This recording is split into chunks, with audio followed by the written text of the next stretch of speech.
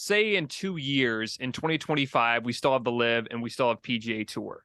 Do you think the LIV will try to add another major or kind of their own big event? Or how do you think that will go for the tournaments, at least for the LIV Tour?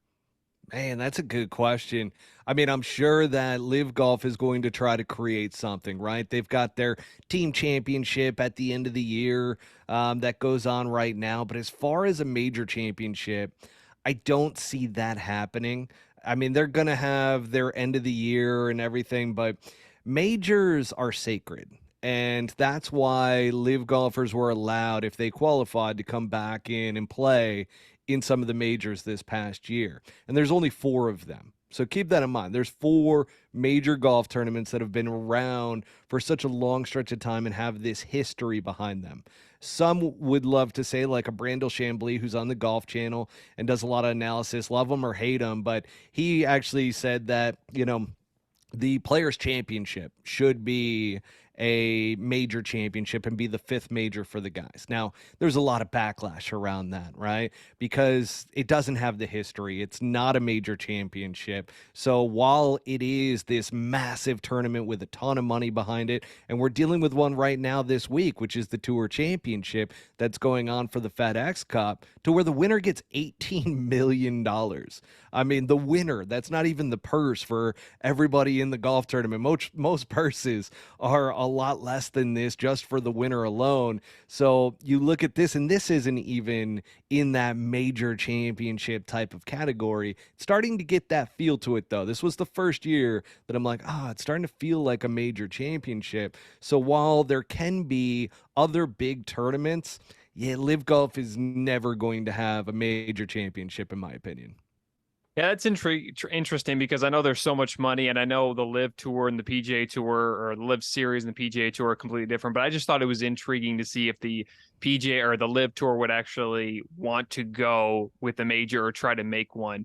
Oh, But they're yeah, for it's sure going to try to make one. I mean, they yeah. even talked about before this entire deal going down of building a master style golf course in South Carolina right across from Augusta National. And there was land that has been purchased.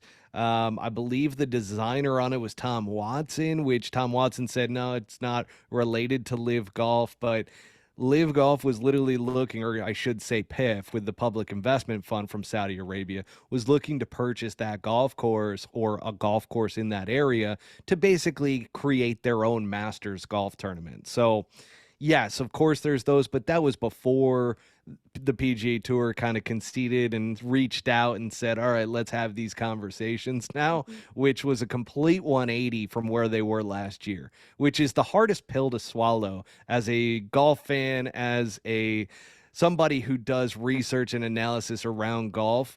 It is such a hard pill to swallow when Jay Monahan's sitting there going, these people are, the people that did 9/11, and they're responsible for that. And anybody who takes money from them are terrible people. I mean, he went on a broadcast with Jim Nantz while a golf tournament was going on last year and said these things. And it's just like, who now a year later we're getting into bed with them and we're going to take their money as well. So who was right, who was wrong here? That's the big question that I ultimately will never have answered. Yeah, it's a lot can change when it all comes down to money. I mean, it's just where it all comes down to. It's interesting how that starts, or interesting how that goes and stuff.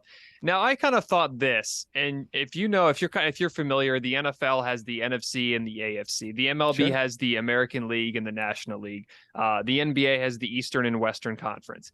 Do you think when this merger officially happens, do you think they could do like 2 conferences or 2 league where it's the PGA Tour, the LIV Tour, and then they come with the few events? Do you think it could go like that, or do you think that's just kind of you just don't think that's going to happen? It's interesting because I'm a huge sports fan overall. So, I mean, literally every sport that you name, I pretty much try to follow. And granted, I'm a huge baseball fan, basketball fan, football fan, and so forth. I grew up playing every freaking sport you could imagine and then got into golf actually a little bit later on, before playing professionally. But That being said, I don't see this as being leagues.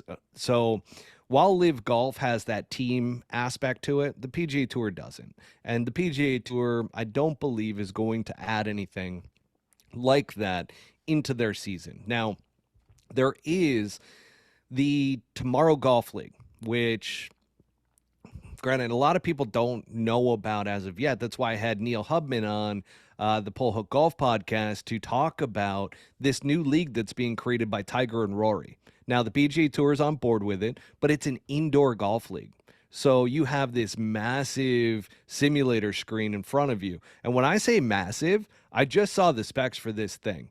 It is going to be absolutely it's going to be bigger than a movie screen, and the golfer looks tiny, like compared to this screen. And then they've got a real green behind them, or an artificial one with bunkers and everything for all the short game that goes on. And the green will actually undulate. So that league is going to be teams of 3. So that's the only thing to where it's like, okay, maybe I could see like the teams from Live Golf coming over and challenging the teams from the TGL, because already there's the Los Angeles Golf Club, which is really founded by the founder of Reddit and has Serena Williams on there, who's his wife. And then you also have Venus Williams, who's an owner. Then in Boston, you have a team, which in Boston, you have the Fenway Group that purchased that team. And then down in Atlanta was the most recent team that was announced, which Arthur Blank, who owns the Falcons, just purchased. So you've got this league that's being created that you actually have owners behind. There's no owners to the Live Golf teams outside of the small percentage that was given to each of the captains. So the captains are the only ones that really own anything of that, and they're supposed to be compensated once owners come in and start buying up those teams.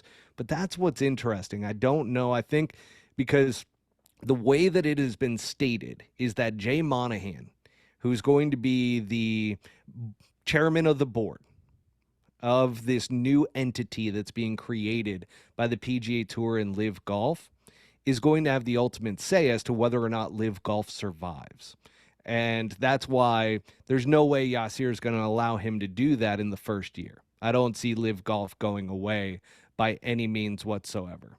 However, moving into 2025, that could be the case. So while your initial question around could they become like an AFC, NFC type of situation, no. However, will they go away in 2025? That's another conversation, because PGA Tour has their future in terms of what they want to see from team sports. And Yasir just wants to see team sports exist.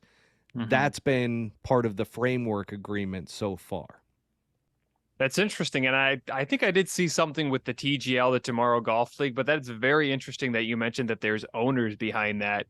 That makes it a little more interesting, especially with golf being out of it's kind of a one guy with their caddy and stuff like that. But it feels like that team or that owners behind it is starting to get more kind of popular, I guess, or just becoming more of a thing in golf.